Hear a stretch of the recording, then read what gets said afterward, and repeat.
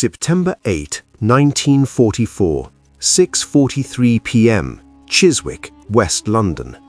The evening air hangs heavy with the scent of coal smoke and rationed stew simmering on stovetops. Children chase each other through the narrow streets, their laughter echoing off blackout curtained windows, oblivious to the war that's already stolen so much. You can almost hear the distant hum of the city, trams clanging, air raid wardens whistling, until it stops. Dead silence. No warning siren wails, no drone of incoming bombers, just a peculiar whoosh like a train hurtling through the sky, growing louder, then nothing. Then the world erupts. A massive blast rips through Staveley Road, hurling bricks and glass like shrapnel from hell. Houses crumple inward as if punched by an invisible giant. Screams pierce the dust cloud, mothers clawing at rubble, fathers shouting names into the void. 3 people lie dead in the crater, their bodies twisted unnaturally. Neighbors stagger out, bloodied and dazed, whispering, "What was that? No plane, no engine." It's not a bomb, it's something worse, something new. Across the channel, in the occupied Netherlands, at a hidden launch site near The Hague, SS Sturmbannführer Otto Skorzenny's men watch the trail of fire arc into the twilight. The V-2 Vergeltungswaffe 2, Hitler's vengeance weapon, has just been unleashed. Standing 46 feet tall, fueled by alcohol and liquid oxygen, this ballistic missile screams upward at over 3,500 miles per hour, breaking the sound barrier before anyone below even knows it's coming. No anti-aircraft gun can touch it.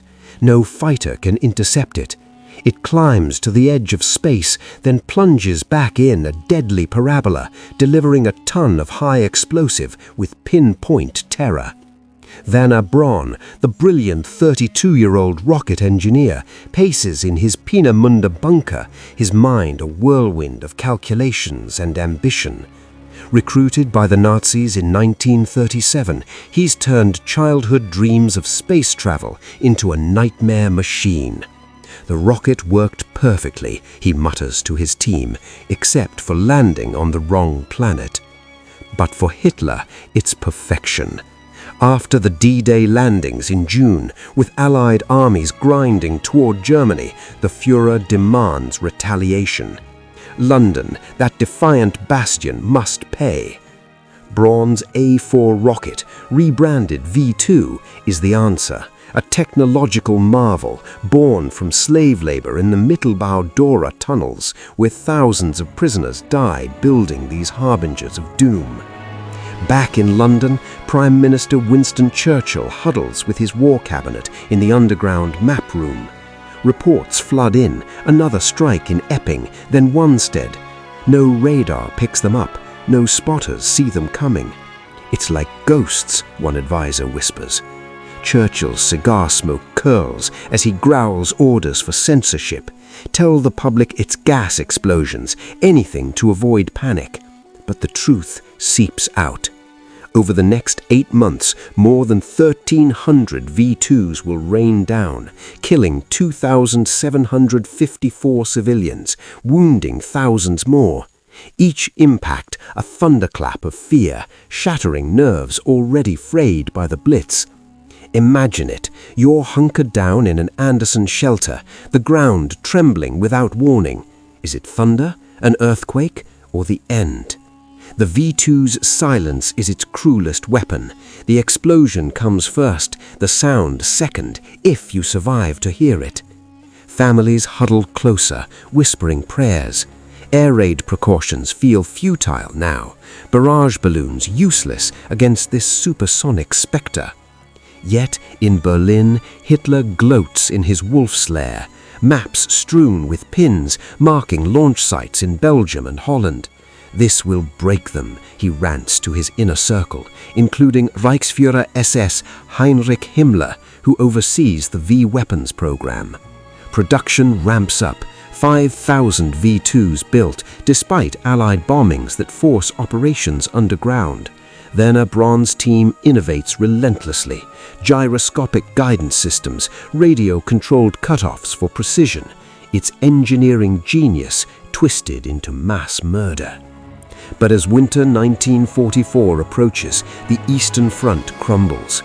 Soviet forces under marshals like Georgy Zhukov and Konstantin Rokossovsky push westward with ferocious momentum.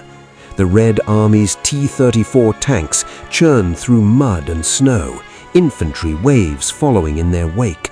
They've endured Stalingrad's hell, Kursk's armored apocalypse. Now they're closing in on the Reich's heart. What secrets lie hidden in those German forests and fields? Whispers reach Stalin's Stavka headquarters. Intelligence from captured Wehrmacht officers hints at wonder weapons, devices that could rewrite the war's endgame. Zhukov, the stocky, iron-willed commander of the First Belarusian Front, scans reports from reconnaissance patrols. His eyes narrow. Something unnatural lurks ahead. Massive concrete pads, scattered fuel tanks, remnants of fire and fury. As his troops advance into Mecklenburg and Thuringia, the veil lifts. What they find will shatter even these battle-hardened veterans. And in that moment, the true horror dawns, not just for London, but for the world. The Advance into the Abyss, January 1945. The snow falls in heavy, relentless sheets across Pomerania, blanketing the shattered landscape in deceptive white. Columns of Soviet T-34 85 tanks grind forward, their wide tracks chewing through frozen mud and the twisted wrecks of Panzer IVs. Behind them march men of the First Belarusian Front, faces blackened by frostbite and gunpowder, greatcoats stiff with ice. PPSH-41 submachine guns slung across chests. The air smells of diesel, cordite, and the sour metallic tang of fear. Marshal Georgy Konstantinovich Zhukov rides in an open-gas jeep near the spearhead, collar turned up against the wind, eyes scanning the horizon through binoculars. At 48, he is already a legend, the butcher of Berlin to be. The man who held Moscow in 41, crushed the Wehrmacht at Stalingrad, broke the siege of Leningrad. His soldiers call him the butcher behind his back, not out of hatred, but awe. He demands the impossible, and usually gets it. Today, though, something feels different. Intelligence summaries from SMERSH counterintelligence units speak of secret installations, slave-built tunnels, weapons that strike without warning. Zhukov has seen Katyushas rain fire, seen the T-34 shrug off 88mm shells, but these reports, they read like science fiction. The column reaches the edge of a pine forest near the village of Blizma, Poland, formerly a test range for the V-2. Soviet sappers fan out, probing for mines. Then the first shout goes up. Tovarished Marshal! Concrete! Massive pads! Zhukov dismounts, boots crunching snow, and strides forward. Before him stretches a launch complex, enormous octagonal concrete rings embedded in the earth, blast deflection channels carved like giant arrowheads. Scattered fuel trailers tipped on their sides, their cryogenic oxygen long evaporated. Twisted steel rails lie where mobile launch tables once stood. Empty shell casings, enormous aluminum-skinned cylinders litter the clearing like the husks of giant insects. Zhukov kneels beside one fragment. The paint is still fresh, black and white checkerboard, the faint outline of a swastika barely visible under hasty overpainting. He runs a gloved hand along the scorched metal. No rivets, seamless welding, precision that makes Soviet factories look primitive. This thing flew to London, he mutters to his aide, Colonel General Nikolai Berzarin. From here to there in 5 minutes. No sound until it hits. They say the English thought it was the wrath of God. Further into the woods, engineers uncover the mobile Myler wagon launch erectors, telescoping platforms that raised the 13-ton missile vertical in minutes. Nearby, a half-buried railcar holds remnants of the guidance compartment, gyroscopes the size of dinner plates still gleaming with machined perfection. Zhukov's engineers swarm over the debris like ants on sugar. One young lieutenant, face lit by a flashlight, holds up a crumpled blueprint fragment. "Look, Comrade Marshal, radio cutoff timer. They could adjust range in flight. This isn't artillery. This is space." The realization settles over the group like the falling snow. These were not crude V-1 buzz bombs, the ones the Luftwaffe hurled at random. The V-2 was engineered to reach the edge of the atmosphere over 50 miles high before plummeting back at 3,500 kilometers an hour, Mach 5, faster than sound could announce its arrival. Londoners never heard the missile coming. They only heard the explosion that followed. Zhukov thinks of the telegrams he's read. Entire families vaporized in an instant, children buried under collapsed tenements, no time even to scream. He stands, jaw tight. How many did they build? Over 5,000, Herr Marshal. Peenemünde, Nordhausen, thousands worked. Prisoners. They died by the tens of thousands so these could fly. Zhukov's eyes darken. He has seen Babi Yar, seen Majdanek, but this is different. This is death refined into mathematics, packaged in aluminum and liquid oxygen, guided by gyroscopes that mock human courage. If they had 6 more months, if the Americans hadn't bombed Peenemünde, if the slaves hadn't sabotaged. He doesn't finish the sentence. Word spreads quickly through the ranks. Soldiers who moments ago were singing bawdy songs fall silent as they pass the launch pads. They touch the concrete rings with bare hands, as if expecting the cold to burn. Some whisper of sorcery, others curse the fascist devils who dreamed this up. But beneath the anger runs something colder, respect laced with dread. The Germans were losing, yet they reached for the stars to rain death on innocents. What kind of mind builds a rocket while the Reich burns? Zhukov climbs back into his jeep, orders the site photographed, every scrap documented for Moscow. Stalin must see this. The Politburo must understand, because somewhere in these ruins lies not just the past, but the future. A future where wars are decided not by bayonets or tanks, but by machines that strike from beyond the sky. And as the column moves deeper into Germany, toward the underground hell of Mittelbau-Dora, another discovery waits, one that will make even Zhukov's iron stomach turn. The Underground Horror. February 1945. Mittelbau-Dora concentration camp near Nordhausen, Thuringia. The Red Army's spearheads have punched through the Harz Mountains like a knife through flesh. The air grows thick with the stench long before they reach the entrance. Rotting flesh, unwashed bodies, excrement, and something sharper, fear sweat, mixed with the chemical bite of rocket fuel. Zhukov arrives at dusk in a convoy of half-tracks and staff cars, the rumble of engines echoing off sheer rock faces. Guards, emaciated SS men who surrendered without a fight, stand shivering in the snow, hands raised. Soviet soldiers herd them into a barbed wire enclosure with rifle butts and curses. Zhukov steps down, flanked by his personal guard, and walks toward the gaping maw of Tunnel B. 2 massive concrete portals yawn open, each wide enough to swallow a freight train. Inside, electric lights flicker weakly, casting long shadows across rails that disappear into darkness. He lights a cigarette, the match flare illuminating his face for a moment, eyes that have seen too much. Then he steps inside. The temperature drops instantly. Damp cold seeps through his greatcoat. The tunnel stretches ahead like an endless throat, vaulted ceiling 25 meters high, ventilation ducts snaking overhead. Along the rails sit skeletal assembly lines, half-completed V-2 fuselages suspended from overhead cranes. Fuel tanks, oxidizer lines, turbopumps lie scattered like the entrails of mechanical beasts.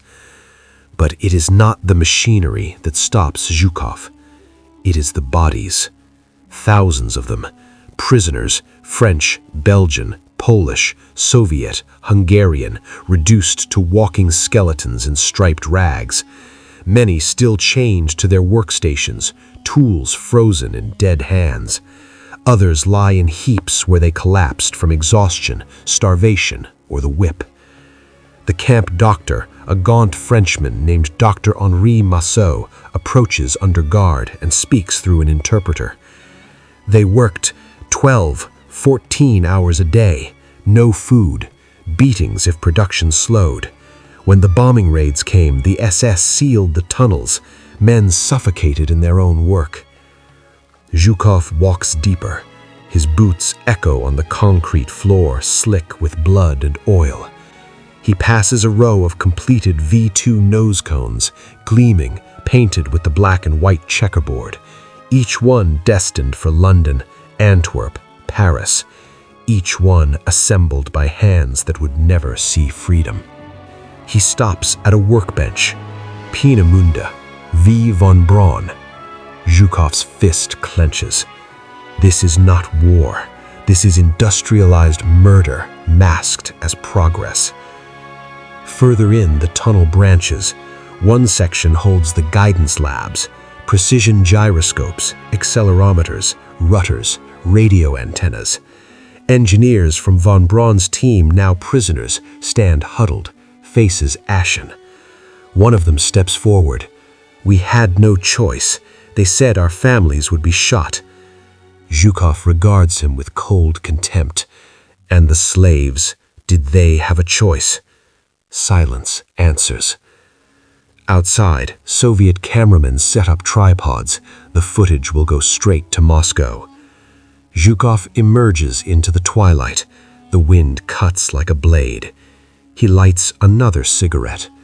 These tunnels produced over 6,000 V-2s. If the Germans had perfected mobile launching earlier, London might have burned. The war might have dragged on. He turns to his chief of staff. Catalog everything. Gyroscopes, fuel formulas, blueprints. Take the scientists alive. Stalin wants them. And burn the camp records. Let no one ever forget what price they paid for these machines. As night falls, prisoners are being freed, slowly, painfully, carried on stretchers, wrapped in blankets. Some weep. Most are too weak even for that. Zhukov watches, face unreadable. He has won battles that cost hundreds of thousands of lives, but this sterile scientific slaughter touches something deeper. Awe at human ingenuity, dread at what it becomes when twisted by ideology. The V-2 did not win the war for Germany, but it showed what the future could hold. Cities destroyed from continents away, without warning, without mercy. Now that future belongs to whoever seizes the pieces. Zhukov exhales smoke into the freezing air. Somewhere in the west, American columns are racing toward these same tunnels. A race has begun, not for territory, but for the minds and machines that built the vengeance weapon. And the question burns colder than the snow. Who will inherit the nightmare? Race for the Future, March 1945. The Harz Mountains tremble under the thunder of artillery duels as Soviet and American forces converge like storm fronts on a collision course. Zhukov's first Belarusian front slices southward from Berlin's outskirts, while General Dwight D. Eisenhower's Allied Expeditionary Force pushes eastward from the Rhine. Between them lies a prize more valuable than territory, the brains behind the V-2. Werner von Braun and his team of rocket scientists, over 500 strong, have evacuated Peenemünde, fleeing with blueprints, prototypes, and dreams of space tucked under their arms. Zhukov pores over maps in a commandeered farmhouse near Nordhausen, lamplight flickering across his scarred face. Reports from NKVD agents flood in. Von Braun's convoy sighted near Bleicherode, heading south toward Bavaria. They must not reach the Americans, Zhukov growls to his intelligence chief, Ivan Serov. Patton's Third Army is moving fast, tanks at 30 miles a day. Zhukov slams a fist on the table. The V-2's secrets, liquid fuel engines, inertial guidance, supersonic aerodynamics, could arm the Red Army for the next war. A war fought not on mud-churned fields, but in the void above. Urgency fills the air, thick as gunsmoke. Soviet scouts race through pine-shrouded valleys on motorcycles, dodging SS holdouts in booby-trapped roads. They find abandoned labs, wind tunnels scaled for hypersonic tests, combustion chambers scarred by experimental fuels. One patrol uncovers handwritten notes on multi-stage rockets and sketches of orbital flight. "This could send men to the moon," a young engineer whispers. But the real treasure are the men themselves. Von Braun, bandaged from a recent car crash, huddles with his core team in a mountain chalet near Oberammergau. "The Americans will value our work," he says. "The Soviets might shoot us." As bombers drone overhead, von Braun makes his choice: surrender to the West. He sends his brother Magnus down the mountain on a bicycle, waving a white flag. On April 11th, Captain Robert Staver of the U.S. Army Ordnance Corps receives the tip. Operation Paperclip moves quickly. Von Braun's group waits, documents in hand, ready to trade knowledge for asylum.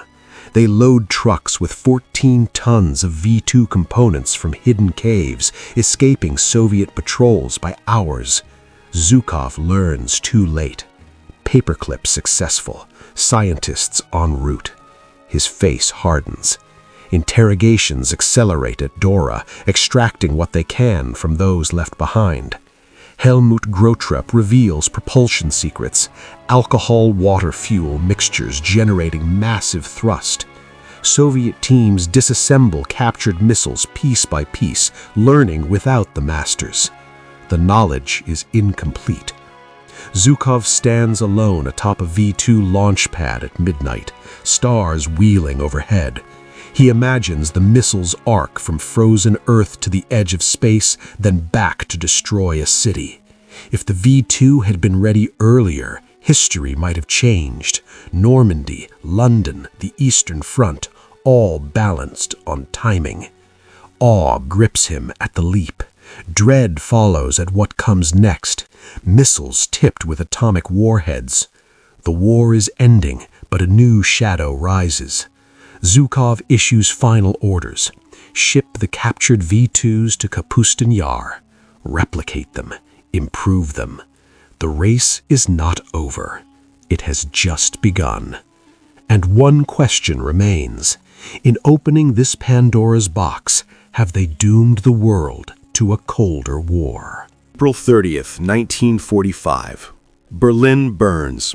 The Reich Chancellery is a skeleton of concrete and rebar, its halls echoing with the crack of small arms fire and the dull thump of Soviet 152mm howitzers.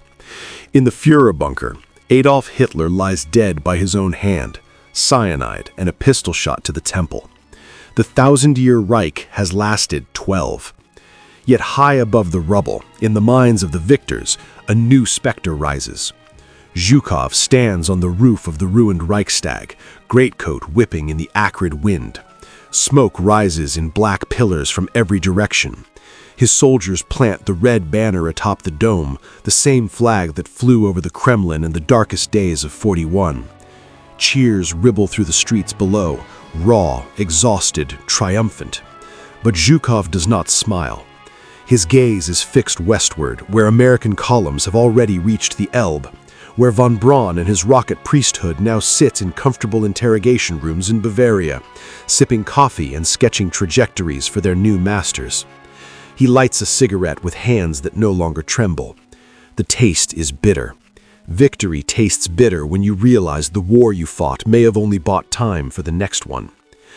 In the weeks that follow, Soviet technical teams swarm the captured sites like locusts. At Kapustin Yar, deep in the Astrakhan steppe, the first V-2 rebuilt from scavenged parts in Dora blueprints stands vertical on a makeshift launch table. Engineers in heavy coats swarm the missile. RD-100 engine test fires roar across the desert, shaking the ground like distant thunder. The guidance gyros, painstakingly reverse-engineered, spin with eerie precision. On October 18, 1947, the R-1, the Soviet copy of the V-2, lifts off in a pillar of orange flame. It arcs 300 kilometers downrange, detonating on target within minutes. The technicians cheer, but Zhukov, watching from a concrete bunker, feels only a cold knot in his chest. He knows the Americans are ahead. Operation Paperclip has spirited away von Braun, Walter Dornberger, Croft Erike, over 100 key mines. By 1946, they are already at White Sands, New Mexico, firing captured V-2s under the U.S. flag. Von Braun's team will birth the Redstone missile, then the Jupiter, then the Saturn V that carries men to the moon. The same genius that terrorized London now promises to plant stars and stripes on lunar soil. Zhukov returns to Moscow for debriefings with Stalin. In the Kremlin's dimly lit conference room, the Generalissimo listens in silence as Zhukov describes the tunnels, the bodies, the rocket that fell without sound. Stalin's pipe smoke curls upward. "So they reached the stars to kill," he says at last, voice low. "We will reach higher, and we will not need slaves." But his eyes betray the lie. The gulags will feed the Soviet rocket program, just as Dora fed the German one. Korolev, the future chief designer, still languishes in Kalina. He will be released only to build what Zhukov has seen in the hearths. The two superpowers, allies yesterday, now eye each other across the Iron Curtain. The V-2's legacy is not in the craters it left in London streets, but in the doctrine it birthed, strategic surprise from beyond the horizon, delivered faster than warning can spread. Intercontinental range will come next, then thermonuclear payloads, then orbiting bombs. The generals on both sides understand the arithmetic. Whoever masters the rocket first masters the planet. Zhukov walks the Kremlin corridors alone that night. Footsteps echo on marble. He thinks of the Chiswick explosion, ordinary people vaporized in an instant because one man dreamed of space and another man dreamed of revenge. He thinks of the Dora prisoners chained to their benches until their hearts gave out. He thinks of von Braun, now lecturing American officers on multi-stage designs, his conscience apparently clean. A single question gnaws at him, colder than any Russian winter. Did we stop the nightmare, or did we merely inherit it? Outside, snow begins to fall again, soft, silent, relentless. Somewhere in the stratosphere, the ghosts of V-2 still trace their arcs, waiting for the next war to call them home. May 9th, 1945, Moscow, Victory Day. Red Square is a sea of red banners in olive-drab uniforms, the air thick with the smell of gun oil, vodka, and spring lilacs. T-34s rumble past in endless columns, their turrets festooned with flowers. Soldiers, boys who were 16 when the Germans crossed the border, march with tears cutting clean tracks through the dust on their faces. Stalin stands on the Lenin Mausoleum reviewing stand, small and motionless, while Zhukov rides a white stallion at the head of the parade, saber flashing in the sunlight. The crowd roars until their throats bleed. Yet in the quiet hours afterward, when the fireworks fade and the bands stop playing, Zhukov retreats to his dacha outside the city. He sits alone on the wooden porch, wrapped in a wool blanket against the night chill, staring at the dark forest. A bottle of Armenian cognac stands untouched beside him. He does not drink tonight. He remembers. He remembers the first V-2 crater photos Smersh brought him. Chiswick, a neat circular wound in a residential street, houses folded inward like cardboard. He remembers the Dora tunnels, the smell of death so thick it coated the tongue.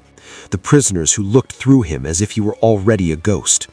He remembers von Braun's name stamped on every piece of precision machinery, a signature on genocide.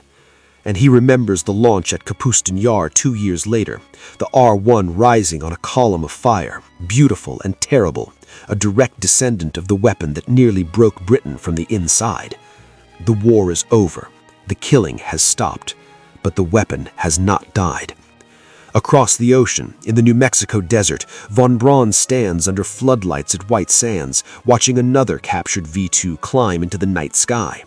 The missile carries scientific instruments this time. Barographs, cosmic ray detectors, cameras pointed downward at the curving Earth. On October 24, 1946, the V-2 reaches 65 miles altitude, the first man-made object to photograph our planet from space. Von Braun's face, lit by the launch glow, shows no guilt, only wonder. "We have touched the frontier," he tells his American handlers. Zhukov knows this is happening. NKVD reports arrive weekly, thick with grainy photographs and intercepted cables. The Americans have the men, the Soviets have the wreckage and the will. Both sides are racing up the same ladder, rungs built from Dora concrete and prisoner bones. He thinks of the children in London who never heard the missile coming, one moment playing in the street, the next erased. He thinks of the mathematicians at Bletchley who never quite cracked the V-2 guidance codes in time. He thinks of von Braun's parting words after the victory parade. "Next time, we strike first, from farther away." Years will pass. The Cold War will harden. The R-7, Korolev's masterpiece, born from V-2 lineage, will loft Sputnik into orbit in 1957, beeping its mocking signal over American cities. ICMBs will stand in silos from Siberia to Montana. Submarine-launched missiles will lurk beneath the oceans. Each advance will carry the faint DNA of that first silent descent over Chiswick. Zhukov retires from Moscow, fall in and out of favor, write his memoirs with careful omissions. But late at night, when the house is still, he will return to that concrete launch ring in the Polish forest, snow falling softly around it. He will hear again the young lieutenant's voice. "This isn't artillery, this is space." And he will understand with a clarity sharper than any Russian winter that the true turning point of the war was not Stalingrad, not Kursk, not Berlin. It was the moment humanity learned it could throw fire from beyond the sky, and chose to do so. The V-2 did not win the war. It won the future. Zhukov closes his eyes. Somewhere, far above, in the thin air where missiles once flew, the silence remains, waiting.